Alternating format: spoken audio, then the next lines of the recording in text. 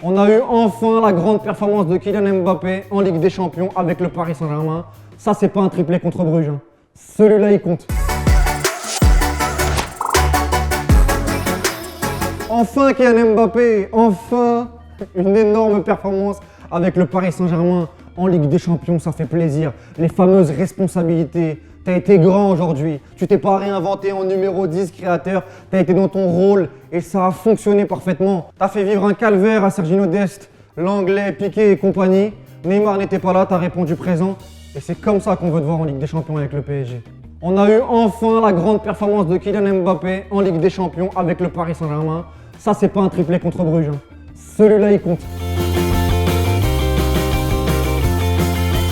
À notre top côté PSG, Marco Verratti, je commence à en avoir marre. À chaque match du PSG, on va devoir te mettre, Marco. Tu nous as fait rêver au milieu de terrain. Tu as complètement annihilé le milieu de terrain barcelonais qui était la force du Barça sur les dernières semaines. Tu as apporté du calme, tant fort, tant faible. Le ballon que tu mets à Mbappé sur le premier but, c'est un petit bonbon, c'est un chocobon, c'est un chocolat. En 2013 au Camp Nou, tu avais déjà fait une masterclass, celle-là tu peux la ranger juste à côté dans le placard. J'aurais même pu mettre Paredes au milieu de terrain qui a été impliqué sur 2 des 3 buts parisiens. Mais vous avez été monstrueux au milieu, à l'image du Paris Saint-Germain ce soir. Un grand coup de chapeau à Mauricio Pochettino, tu nous as fait rêver Maurice. Ce soir, tous tes choix ont été bons, 10 sur 10. C'est ce genre d'entraîneur qu'il faut au Paris Saint-Germain. Calme, serein, le choix Moïse Kean à la place de Sarabia, le fait de sortir Gay à la mi-temps parce qu'il aurait pu prendre un rouge en deuxième, de mettre Verratti très haut, de libérer Kylian Mbappé, le choix Icardi, Pochettino masterclass. Et c'est une très belle carte de visite pour démarrer ton histoire au PSG. Avant de cibler quelques flops côté Barça, j'aurais pu faire toute l'équipe. Parce qu'ils sont complètement passés à côté de leur rendez-vous. Le Barça qui était plutôt intéressant sur les dernières semaines. Il n'y a pas eu de vie, il n'y a pas eu d'intensité, il n'y a pas eu 4-5 passes, il n'y a pas eu de maîtrise au milieu de terrain et j'étais très déçu de Lionel Messi et j'étais très déçu vraiment du rendu. Ils n'ont pas été au niveau d'une rencontre de Ligue des Champions.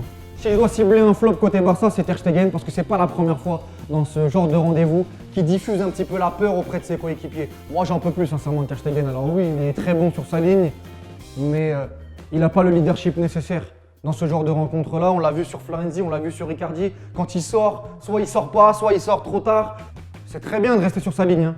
Mais le Barça, surtout quand il joue aussi haut, il doit sortir. On l'a vu sur Florenzi, il sort pas. Sur Icardi, il sort mal. Et heureusement qu'Icardi ne met pas l'action.